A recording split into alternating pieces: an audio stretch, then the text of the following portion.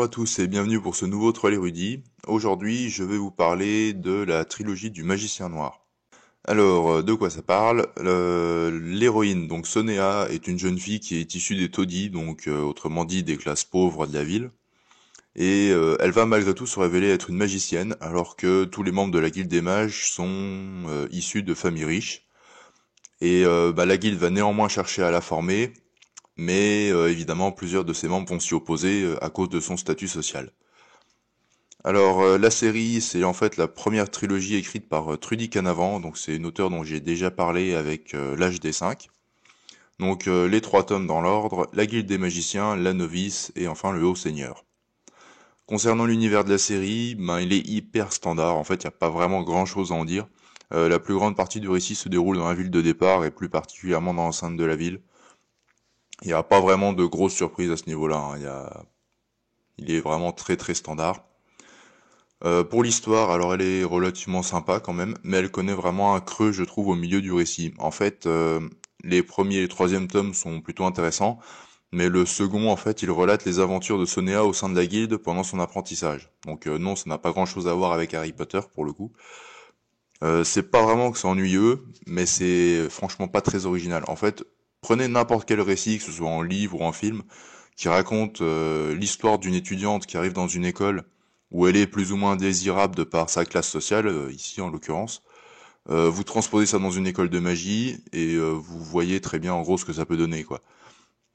Avec les brimades, le rejet par les autres élèves, etc. Bon, ça se laisse lire, mais on peut trouver plus captivant, je pense. D'autant que on a à peu près tous déjà vu ça quelque part, quoi. Au niveau des personnages, ils sont globalement assez sympathiques, mais sans plus, il n'y a pas grand-chose à en dire. En fait, ils sont exactement ce qu'on attend d'eux.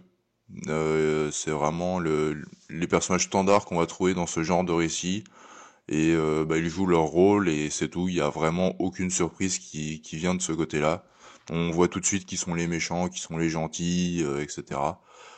Il y a pas, ils sont sympas, mais il y a rien de révolutionnaire, quoi. Pour ce qui est des points positifs de la série, là je suis un peu embêté en fait, parce que j'en vois aucun à vraiment mettre en avant. La série est pas vraiment mauvaise, mais elle a rien de vraiment très marquant dans le bon sens du terme en fait.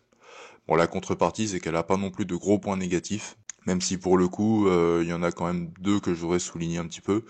Le premier, je l'ai déjà fait en fait, c'est le milieu du récit que je trouve pas forcément hyper passionnant. Bon, ça se lit, mais ça donne pas vraiment envie de le relire une deuxième fois en fait.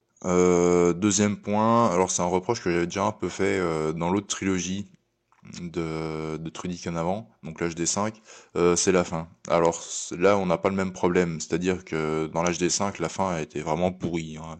Y a rien d'autre à dire, la fin était naze. Là, c'est pas qu'elle est naze, elle est correcte, hein, sans plus, mais en fait, je la trouve stupide. Enfin, je trouve les protagonistes stupides, en fait. Alors pourquoi? Bon, je vais essayer de vous expliquer sans trop dire ce qui se passe, mais en gros, euh, vers la fin, les protagonistes, enfin les héros, ont un moyen de plus ou moins gagner l'affrontement final de manière, je vais pas dire facile, mais disons qu'ils ont moyen d'utiliser quelque chose qui les aiderait beaucoup. Sauf qu'ils le font pas. Et il n'y a pas vraiment de raison pour laquelle ils ne le font pas en fait. Et en plus les personnages en parlent dans le récit, ils évoquent l'idée mais ils ne le font pas. Et du coup, on a juste l'impression que l'auteur a voulu leur éviter de le faire pour ajouter une couche de mélodramatique et rendre la fin un petit peu plus, un peu plus difficile quoi.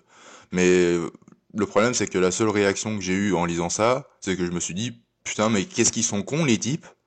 Voilà, donc c'est un petit peu dommage, je trouve que ça gâche un petit peu la fin, qui reste quand même correct, hein, j'ai dit c'est pas un gros flop comme ça peut être dans l'HD 5.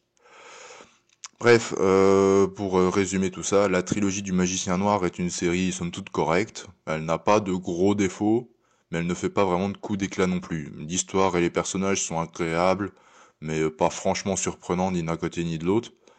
Donc c'est un récit qui est un peu passe-partout, qui peut convenir au plus grand monde, au plus grand nombre, je veux dire, mais sans être vraiment mémorable en fait.